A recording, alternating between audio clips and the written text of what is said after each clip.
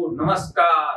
पुन्हा एकदा आमच्या इनोव्हेटिव्ह व्ह्यू पब्लिकेशनच्या डिजिटल प्लॅटफॉर्मवर आपले हार्दिक स्वागत. विद्यार्थी मित्रांनो, परत एकदा आपलं हार्दिक स्वागत आहे आपल्या IVVPच्या ऑनलाईन प्लॅटफॉर्मवरती. IVVP म्हणजेच इनोव्हेटिव्ह व्ह्यू पब्लिकेशनच्या ऑनलाईन प्लॅटफॉर्मवरती. तर आपण जी सिरीज चालू केलेली आहे, different basic terminology regarding with electrician and wireman trade. मागील लेक्चर मध्ये आपण बघितलेले कंडक्टर, इन्सुलेटर आणि सेमीकंडक्टर बघितलेलं आहे. Conductor means material which having conductivity of free flow of electron is called as a conductor. तसंच इन्सुलेटर म्हणजे काय, ज्याच्यामधनं फ्री फ्लो ऑफ इलेक्ट्रॉन होत नाही त्याला आम्ही इन्सुलेटर म्हणलेलं आहे. आणि सेमीकंडक्टर असे मटेरियल आहेत ज्याची कंडक्टिव्हिटी गुड कंडक्टर आणि इन्सुलेटर मध्ये असते. ते कधी कधी पार्शियली कंडक्ट करतात तर कधी कधी करत नाहीत. विद्यार्थी मित्रांनो, आज आपण बघणार आहोत पोटेन्शियल एनर्जी आणि कायनेटिक एनर्जी. आणि आपला पोर्शन चालू आहे डिफरंट बेसिक टेक्नॉलॉजीज. विद्यार्थी मित्रांनो, साधारणतः आपण 5वी पासूनच पोटेन्शियल एनर्जी आणि कायनेटिक एनर्जी या दोन टर्म बघतो. तर विद्यार्थी मित्रांनो, पीचा एक फॉर्म्युला आहे, P is equals to mgh. आता या ठिकाणी m म्हणजे मास ऑफ द ऑब्जेक्ट आणि युनिट काय विद्यार्थी मित्रांनो, बरोबर आहे ग्राम किंवा किलोग्राम, बरोबर आहे. g is the acceleration due to gravity or simply it is called as a gravity. याचं युनिट काय, 9.81 मीटर पर सेकंद. आणि h काय, h is the height in metres और you can say that the centimetres. तर विद्यार्थी मित्रांनो, हा एक रोलर कोस्टरचा गेम आहे बघा.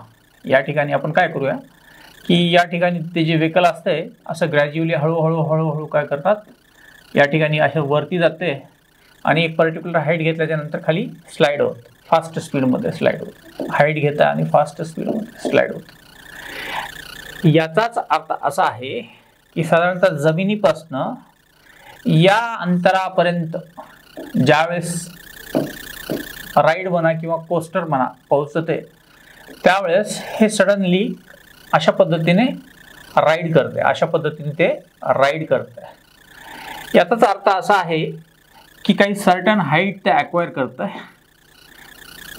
त्याला काही त्याचं विशिष्ट वस्तुमान असते आणि ॲक्सेलरेशन ड्यू टू ग्रॅव्हिटीमुळे ते काय होते, फास्ट खाली स्लाइड करते आणि आपल्याला एक थ्रिलिंग एक्सपिरियन्स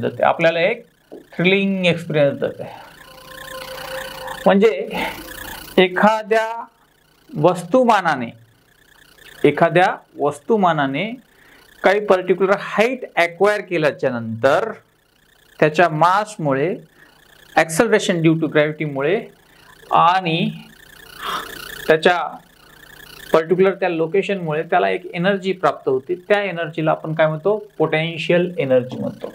आता सिम्पली याची जर डेफिनेशन सांगायची झाली तर आपण अशी सांगू शकतो की the energy acquire by the body due to its position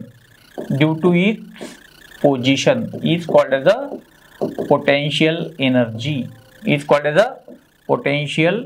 energy.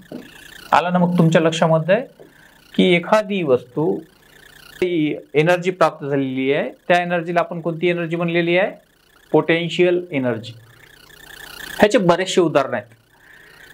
Familiar उदाहरण आहे की एखादा डॅम आहे, म्हणजेच एखादा डॅम वगैरे असते, डॅममध्ये जे काही पाणी स्टोअर केलेलं आहे त्या पाण्याची जी एनर्जी झालेली आहे ती कशामध्ये ॲक्वायर झालेली आहे, पोटेन्शियल एनर्जीमध्ये.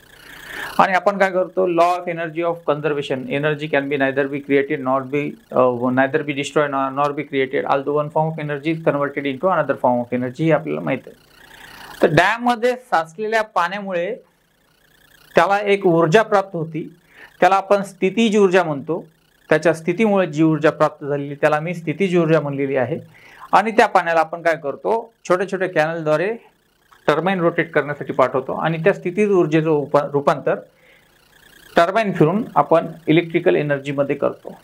किंवा ताणलेला धनुष्यबाण हे सुद्धा पोटेन्शियल एनर्जीचं एक एक्झाम्पल आहे, की तो धनुर्धर जो असतो बाण ताणतो धनुष्यावरती आणि त्या पोझिशनमुळे त्याला एक ऊर्जा प्राप्त होती, हे सुद्धा एक पोटेन्शियल एनर्जीचं उदाहरण आहे. आणि या ठिकाणी आपण बघताल तर हे पर्टिक्युलर जे ऑब्जेक्ट आहे एका हाईटवर गेल्याच्या नंतर आपण बघितलेल्या फॉर्म्युलानुसार mg आणि h ही पर्टिक्युलर त्याची हाईट आहे, त्याचं वस्तुमान आणि ॲक्सेलरेशन ड्यू टू ग्रॅव्हिटी ज्याची व्हॅल्यू आहे 9.81 मीटर पर सेकंद. यामुळे या वस्तूला जी काही ऊर्जा प्राप्त झालेली आहे त्यालाच आम्ही काय म्हणलेलं आहे, पोटेन्शियल एनर्जी. त्याला आम्ही काय म्हणलेलं आहे, पोटेन्शियल एनर्जी. तर आलं ना मग तुमच्या लक्षामध्ये पोटेन्शियल एनर्जी. चला तर मग पुढची टर्म बघूया, कायनेटिक एनर्जी. आताच मी तुम्हाला पोटेन्शियल एनर्जी सांगितले, तसंच कायनेटिक एनर्जीचा फॉर्म्युला आहे. For example K is equals to half mv². This is the abbreviation for kinetic energy. K represent kinetic energy, m is the mass of the object. परत unit gram घ्या किंवा kilogram घ्या आपल्या कन्व्हिनियन्सनुसार. And v is the velocity of object.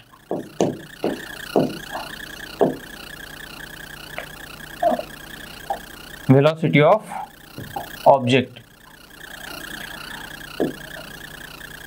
Velocity of object. तर या ठिकाणी त्या वस्तूला प्राप्त झालेली एनर्जी ही त्याच्या व्हेलॉसिटी मुळे प्राप्त झालेली आहे. त्याला पर्टिक्युलर मास आहे आणि त्याला जी काही व्हेलॉसिटी आहे त्या व्हेलॉसिटीमुळे त्याला जी काही व्हेलॉसिटी आहे मास आणि व्हेलॉसिटी, त्यामुळे त्याला जी प्राप्त झालेली एनर्जी आहे त्या एनर्जीला आपण काय म्हणलेलं आहे, कायनेटिक एनर्जी. हा एक गेम आहे विद्यार्थी मित्रांनो. यामध्ये तुम्ही बघत असताल की ज्यावेळेस आपण काय करतो की हा बॉल असा इकडे नेऊन सोडून देतो, तर त्यानंतर काय होते की हे जाऊन या ठिकाणी त्याला कायनेटिक एनर्जी प्राप्त होते. आणि हा पर्टिक्युलर शेवटचा एक बॉल जर घेऊन तुम्ही सोडून दिला तर तिकडचा एकच बॉल जातो. ज्यावेळेस तुम्ही 2 बॉल घेऊन सोडताल त्यावेळेस हे 2 बॉल जातात. अशा पद्धतीने काय झाले की या 2 पर्टिक्युलर ऑब्जेक्टची कायनेटिक एनर्जी या पुढच्या 2 बॉलला भेटते आणि यामध्ये एक कन्व्हर्जन ऑफ एनर्जी होती जी पुढच्या बॉलला भेटते आणि त्या ठिकाणी त्याचं मोशन होते. So this is a term regarding with the kinetic energy. मी आता जसं तुम्हाला सांगितलेली 2 उदाहरणं आहेत की पहिलं उदाहरण आहे डॅमचं. हा पर्टिक्युलर डॅम आहे आणि त्या डॅममध्ये काय झालेलं की हे वॉटर स्टोरेज वगैरे झालेलं आहे आणि वॉटर स्टोरेज काय केलं आपण कॅनल थ्रू आपण या ठिकाणी टर्बाईन रोटेट केलेलं आहे. म्हणजेच काय झालेलं आहे या ठिकाणी याची जी पोटेन्शियल एनर्जी होती पी तिला कायनेटिक एनर्जीमध्ये कन्वर्ट केलं आणि या कायनेटिकमुळे टर्बाईन रोटेट झाला आणि या टर्बाईनपासून आपण काय केलेलं आहे, इलेक्ट्रिकल एनर्जी तयार केलेली आहे. आपण काय तयार केलेलं आहे, इलेक्ट्रिकल एनर्जी तयार केलेलं आहे. This is called as a energy conversion. This is called as a energy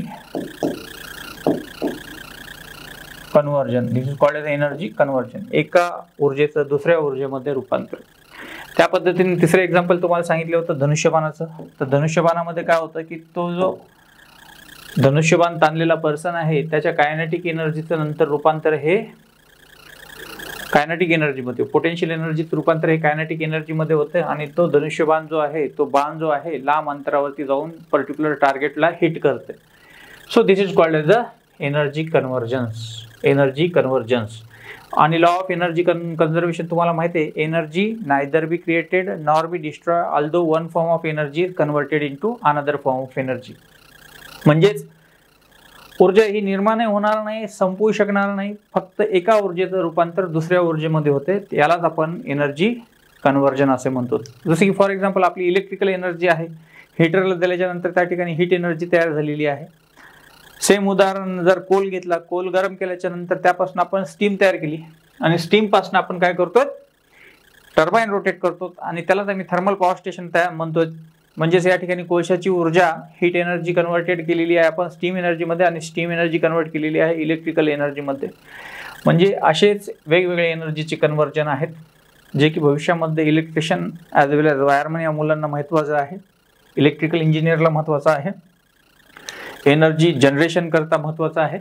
तर त्याकरता तुम्हाला बेस जो आहे कायनेटिक एनर्जी दॅट इज की आणि पोटेन्शियल एनर्जी पी हे माहिती असणं आवश्यक आहे.